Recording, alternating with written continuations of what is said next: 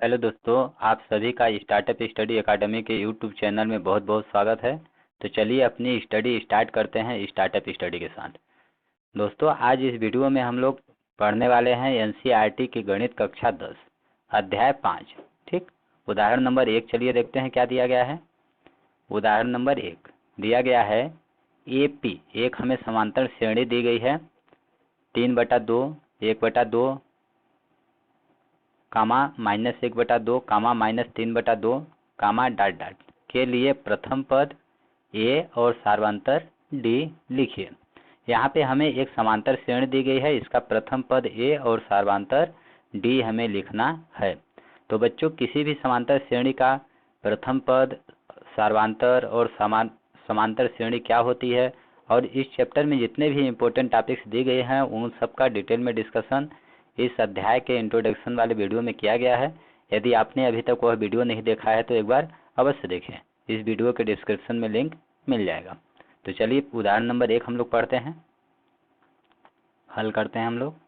देखिए, हम लोग लिखेंगे हल। क्या बोला है कि AP हमें दिया गया है, लिख देंगे दिया है। क्या दिया गया है? एक हमें AP मीन्स अरिथमेटिक प्रोग्रेसिव समांतर श्रेणी हमें क्या दी गई है 3/2, 1/2, -1/2 और -3/2, इसी तरह से आगे डॉट डॉट अनंत तक हमें दिया गया है। बोला गया है प्रथम पद आप बताइए और सार्वंतर बताइए। ठीक, तो प्रथम पद क्या होता है? किसी भी समांतर श्रेणी का प्रथम पद, प्रथम लिख देंगे, इसलिए यहाँ प्रथम पद मतलब ए बराबर इस श्रेणी का पहला पद ही प्रथम पद कहलाता है। ठीक है, समांतर श्रेणी का पहला पद ही प्रथम पद कहलाता है। तो ए बराबर क्या हो जाएगा 3/2 हो जाएगा। और सार्वंतर, इसका सार्वंतर क्या होगा? सार्वंतर किसी भी समांतर, एक समांतर श्रेणी का सार्वंतर डी, इसको डी से दर्शाते हैं, कॉमन डिफरेंस। और सार्वंतर क्या होता है? दूसरा पद माइनस पहला पद, दूसरा पद मतलब A2 माइनस A1। ठीक, तो A2 का मान क्या दिया गया है 1/2 माइनस A1 पहला पद क्या है 3/2। ठीक, इसको हल करेंगे तो 2 का एलसीएम लेंगे, 2 आएगा। अब 2 में 2 का भाग करेंगे 1, यही आ जाएगा ऊपर वाला 1 माइनस इसी प्रकार से यहाँ पे 3। तो कितना हो जाएगा? 1 में 3 घटाएंगे -2 आ जाएगा बटा 2, 2 1 कम 2, 2 1 कम 2, कितना आ गया -1/1 मतलब -1। तो इस प्रकार से हमारा हो गया प्रथम पद ए बराबर 3/2 हो गया और सार्वंतर डी बराबर -1 होगा। यह हो जाएगा हमारा आंसर। तो इस तरह से बच्चों किसी भी समांतर श्रेणी का प्रथम पद और सार्वंतर ज्ञात किया जाता है। चलिए अगला उदाहरण हम लोग पढ़ेंगे, क्या दिया गया है। उदाहरण नंबर 2। उदाहरण नंबर 2 दिया गया है निम्नलिखित संख्याओं की निम्नलिखित सूचियों में से कौन कौन से AP नहीं हैं। यदि इनमें कोई AP है तो उसके अगले 2 पद लिखिए। ठीक, उदाहरण नंबर 2 में हमें बोला गया है कि नीचे हमें कुछ संख्याओं की सूची दी गई है, अर्थात AP दिया गया है, और हमें चेक करना है संख्याओं की सूची AP है या फिर नहीं है। यदि AP नहीं है तो ठीक है, कुछ नहीं करना है। यदि AP है तो उसके अगले 2 पद हमें लिखने हैं। ठीक, इन सूचियों में से। तो चलिए हम लोग हल करते हैं। देखिए, हम लोग लिखेंगे हल। पहला नंबर, ठीक, क्या दिया गया है? संख्याओं की सूची क्या दी गई है 4, 10, 16, 22, इसी तरह से डॉट डॉट अनंत तक। अब हमें बताना है कि यह संख्याओं की सूची एक AP मीन्स समांतर श्रेणी है या फिर AP नहीं है। AP नहीं है तो ठीक है, अगर AP है तो इसके अगले 2 पद हमें लिखने हैं। तो चलिए हम लोग इसको हल करेंगे। सबसे पहले इसका कंसेप्ट क्या है हम लोग समझेंगे कि संख्याओं की सूची यदि हमारे सामने दी गई हो तो संख्याओं की सूची यदि A1, A2, A3, A4 के रूप में डॉट डॉट AN तक दी गई हो तो यह एक AP होगी यदि A2 माइनस A1, मतलब दूसरे पद में पहला पद हम माइनस करेंगे, बराबर A3 माइनस A2, मीन्स तीसरे पद में दूसरा पद हम माइनस करेंगे, बराबर D होना चाहिए। जहाँ सार्वंतर D है, प्रथम पद A1 बराबर A तथा AN अंतिम पद AN बराबर होता है A plus AN minus 1 into D होता है। तो चलिए अब हम लोग सिंपल सा हम लोग समझते हैं इसका कंसेप्ट क्या है कि A2 माइनस A1 बराबर A3 माइनस A2 होना चाहिए। अगर होगा तो AP होगा, अदरवाइज नहीं होगा। तो हल करेंगे हम लोग, यहाँ लिख देंगे, यहाँ A2 माइनस A1 बराबर A3 माइनस A2। हम लोग चेक करते हैं। A2 मीन्स दूसरा पद 10 माइनस A1 मीन्स पहला पद 4 बराबर A3 क्या है 16 माइनस A2 क्या है दूसरा पद 10। अब इसको हल कीजिए, 10 में 4 घटाएंगे 6 आएगा, 16 में 10 घटाएंगे 6 आएगा। तो देखिए दोनों क्या आ गया, बराबर आ गया। ठीक, इसका मतलब दोनों पक्ष बराबर आ गया। इसका मतलब यह है दी गई संख्याओं की सूची एक AP है और इसके बराबर क्या होता है, बराबर D होता है। तो इस तरह से D का मान हमें क्या प्राप्त हो गया, 6 प्राप्त हो गया। ठीक, देखिए बराबर D, इसी को सार्वंतर बोलते हैं। ठीक, तो बोला है अगला दो पद लिखिए, तो अगला पद हम यहाँ पे लिख देंगे, चूंकि दी गई, यहाँ पे लिख देंगे दोनों पक्ष बराबर आ गया, इसलिए दी गई संख्याओं की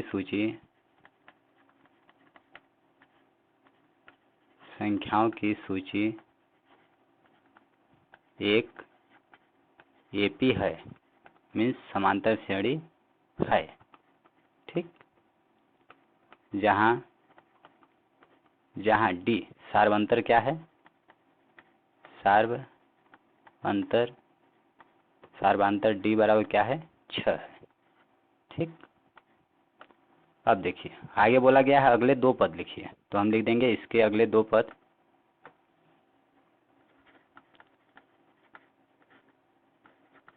अतः इसके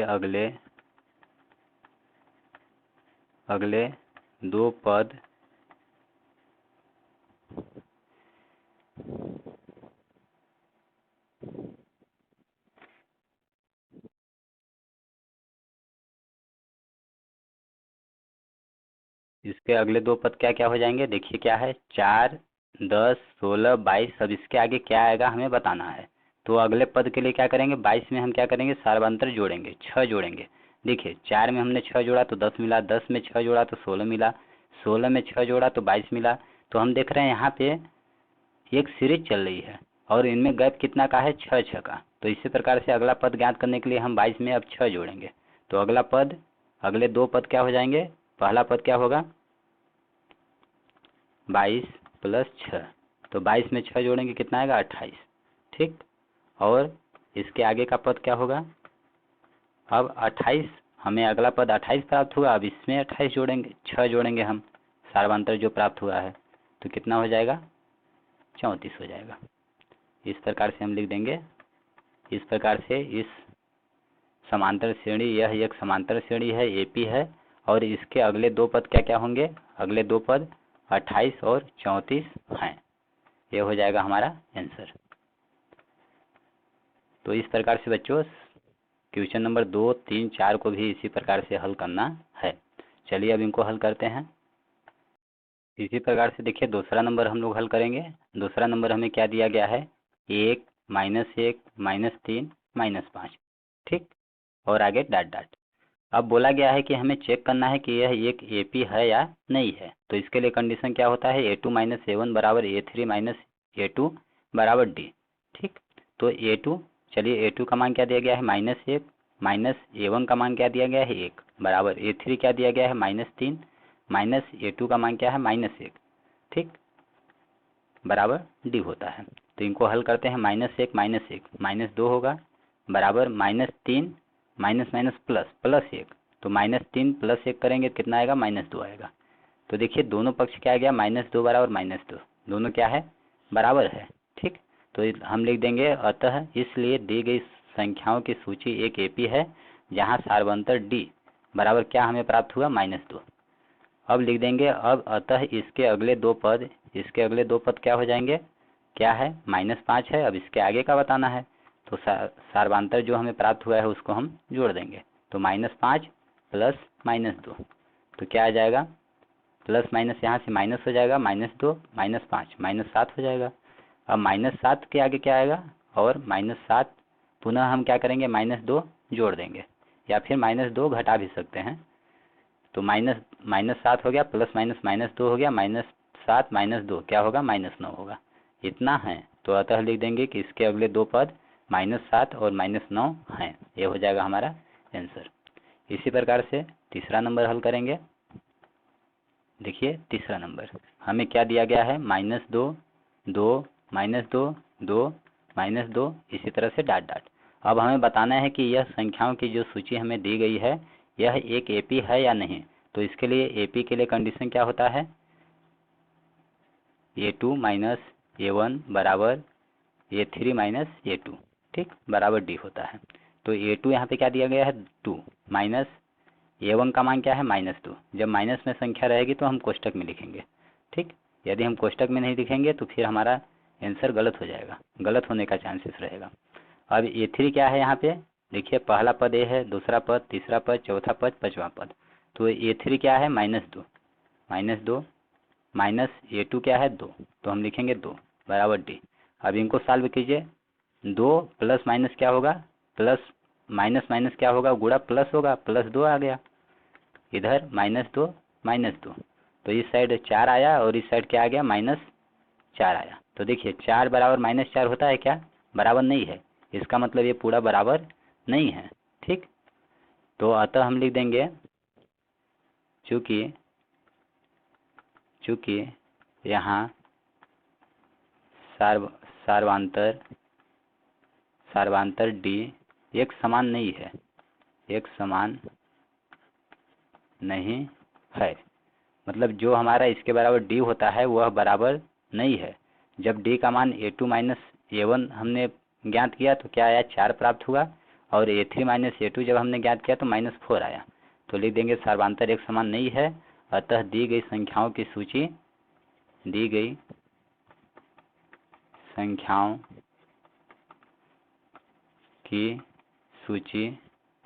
एक एपी नहीं है, ठीक। ये हो जाएगा हमारा आंसर। इसी तरह से अब बोला गया है चौथा नंबर चेक कीजिए, तो चलिए हम चौथा नंबर चेक करेंगे।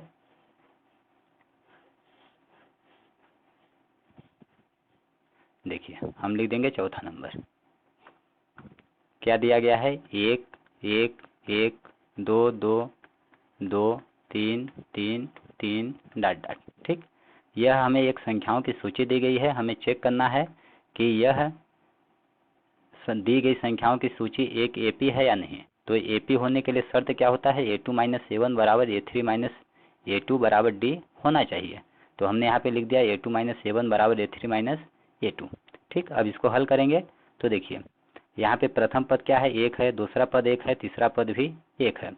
तो A2 माइनस A1 बराबर क्या होगा, 1 में 1 घटाएंगे क्या आएगा, 0 आ जाएगा। इसी तरह से A3 में A2 घटाएंगे, A3 में A2 घटाएंगे तो क्या आ गया, 1 में 1 घटाएंगे क्या आ जाएगा, 0 आ जाएगा। तो यहाँ पे तो 0 आ गया। अब थोड़ा सा आगे और चलते हैं, देख लेते हैं आगे क्या आता है। देखिए अब A4 में से A3 हम माइनस करते हैं। यहाँ पे देखिए जब A4 में से A3 माइनस करेंगे हम, A2 माइनस A1 बराबर A4 माइनस A3 भी हम ले सकते हैं। तो A4 में से जब A3 हम माइनस करेंगे, देखिए 2 में 1 घटाएंगे, 2 में जब 1 घटाएंगे तो हमारा 1 प्राप्त होगा। इसका मतलब कि दो क्रमागत पदों का अंतर समान नहीं है।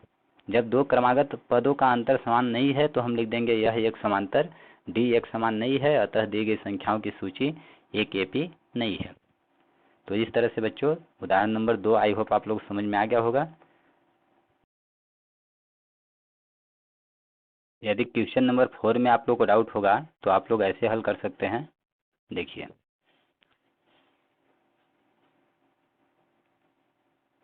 4, ठीक। यहाँ पे हम ज्ञात करेंगे A2 माइनस A1। तो A2 माइनस A1 क्या होगा, 1 माइनस 1 बराबर 0। इसी तरह से A3 माइनस A2, अब A3 में A2 घटाएंगे तो क्या है 1 माइनस 1 बराबर 0। इसी प्रकार से A4 माइनस A4, 4 से पहले क्या आएगा 3, घटाएंगे 2 माइनस 1 है तो क्या आएगा 1 आएगा। तो देखिए हम देख रहे हैं कि ये दो क्रमागत पदों का अंतर समान नहीं आ रहा है, यहाँ पर 0 आ रहा है, यहाँ पर 1 आ गया। इसी तरह से जब यहाँ आगे करेंगे तो यहाँ पे 3 में 2 घटाएंगे 1 आएगा। ठीक, तो हम कह सकते हैं कि यहाँ सार्वधांतर जो हमारा D है इन सबके बराबर क्या होता है, D होता है। ठीक, तो यह D जो है हमारा एक समान नहीं है, अतः दी गई संख्याओं की सूची एक AP नहीं है। तो इस तरह से बच्चों प्रश्नावली 5.1 के पहले के उदाहरण नंबर 1 और 2 का हमने अध्ययन कर लिया है। अब नेक्स्ट वीडियो में हम लोग 5.1 का अध्ययन करेंगे, तो एक बार वह वीडियो अवश्य देखें। धन्यवाद दोस्तों, जय हिंद जय भारत।